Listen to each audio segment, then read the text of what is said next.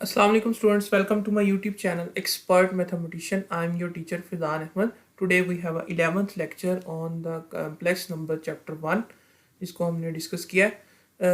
पिछले लेक्चर में हमने एक्सरसाइज को कंप्लीट किया था, पहले 1.1 एक्सरसाइज को। अब आगे 1.2 को शुरू करते हैं। पहला टॉपिक है equality of two complex number. हमने यहाँ पर शो करना है, बताना है कि definition of equality of two complex number कैसे है। if two complex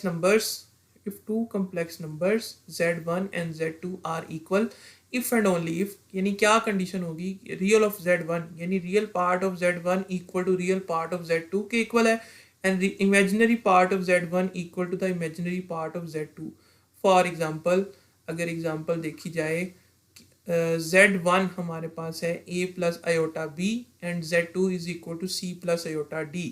अगर हम इसको लेट करते हैं तो क्या कंडीशन होगी, अगर z1 इक्वल टू z2 है तो उस पर क्या डेफिनेशन होगी, a equal to c। a क्या है, रियल पार्ट ऑफ z1, और c क्या है, real part of z2।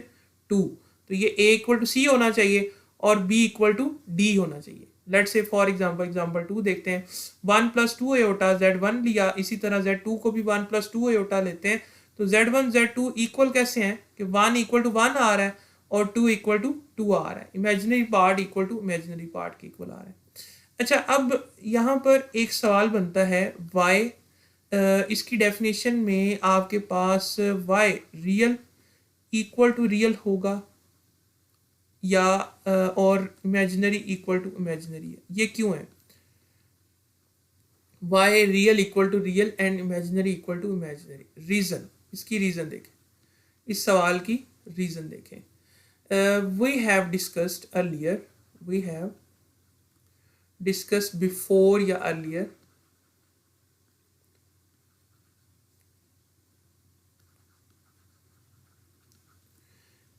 complex numbers can be written in the form of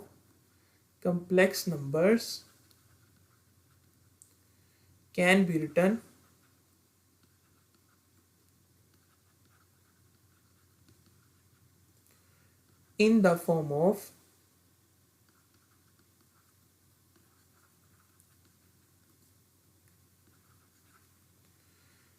ordered pairs।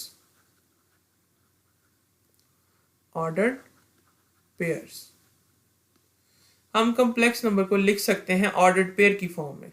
For example, हमने देखा था कि अगर हम a प्लस आयोटा b को लिखें तो हम उसको कह सकते हैं a कॉमा b की फॉर्म में, ठीक है। तो अब by the definition of equal ordered pair, by definition of equal ordered pair, equal ordered pair की डेफिनेशन आपने पढ़ी है, वो क्या होती है, क्या है जी इक्वल ऑर्डर्ड पेयर की डेफिनेशन? अगर हमारे पास a comma b equal to हो c कॉमा d के, देन क्या होता है, if and only if a equal to c आता है और b इक्वल टू d होना चाहिए। अगर ये हमारे पास, अगर ऐसा हो कि दो ऑर्डर्ड पेयर हमारे पास इक्वल हैं तो उसकी कंडीशन है कि a इक्वल टू c हो और b इक्वल टू d, यानी पहला x एक्सिस वाला point equal to x axis वाले पॉइंट के y वाला y के इक्वल हो, ठीक है। तो ये रीज़न है कि हम कम्प्लेक्स नंबर में रियल को रियल के इक्वल शो करते हैं और इमेजिनरी को इमेजिनरी के इक्वल शो करते हैं अगर दो कम्प्लेक्स नंबर हमारे पास इक्वल है। नेक्स्ट आगे एक्सरसाइज का पहला सवाल हम सॉल्व करते हैं। Question number 1, find the real values of x and y in each of the following. इसका पहला पार्ट आज हम इस लेक्चर के अंदर करेंगे। यहाँ से हमने x और y की वैल्यूज को क्या करना है, सॉल्व करना है। सॉल्यूशन देखें, x plus iota y plus 2 minus 3 iota, ठीक है। x plus iota y plus 2 minus 3 iota के इक्वल है। यहाँ से इक्वल को मैं रेज कर देता हूँ। अब देखें इक्वालिटी के दूसरी तरफ क्या है, आयोटा इनटू, इसको मल्टीप्लाई करें, 5 को मल्टीप्लाई करें 3 के साथ क्या आएगा 15, 5 को मल्टीप्लाई करें 4 के साथ क्या आएगा 20 आयोटा, माइनस आयोटा को मल्टीप्लाई करें 3 के साथ क्या आ जाएगा -3 आयोटा, और माइनस एयोटा को 4 के साथ मल्टीप्लाई करें तो क्या 4 एयोटा के साथ मल्टीप्लाई करें -4 एयोटा स्क्वायर।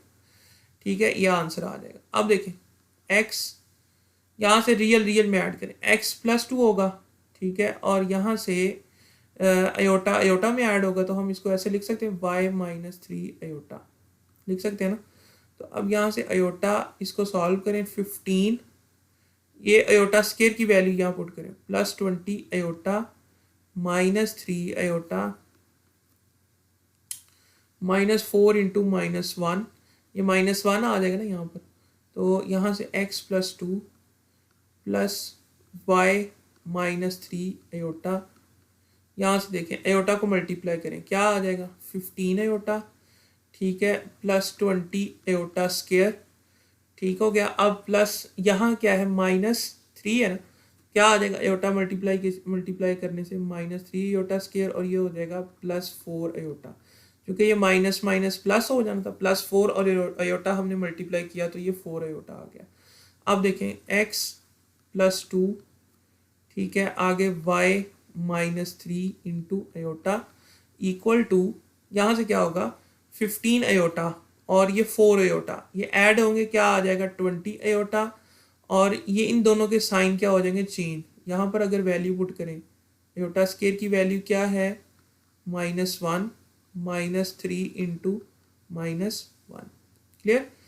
आगे अगेन मजीद x+2 equal plus y-3 iota equal to, यहाँ से क्या होगा 20 अयोटा हो गया था ना टोटल, यहाँ से देखें -20, पहले -20 लिख लें फिर +3 है -20 +3 +20 अयोटा, पहले रियल पार्ट आएगा फिर इमेजिनरी पार्ट।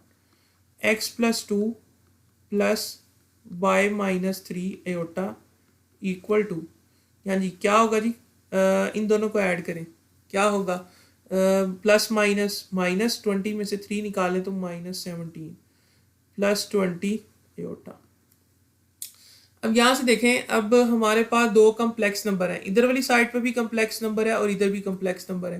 कम्प्लेक्स नंबर है ना क्योंकि ये a प्लस अयोटा की फॉर्म में ना, real plus real into iota, ये भी real plus real into iota, तो ये इस फॉर्म में है। तो हम यहाँ पर डेफिनेशन यूज करेंगे bye definition of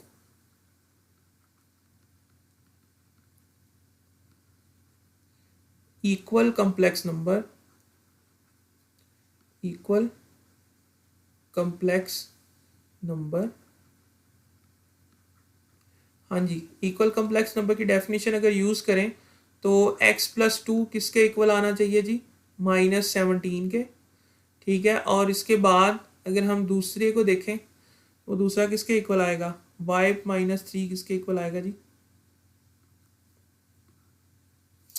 y-3 which is equals to, हाँ जी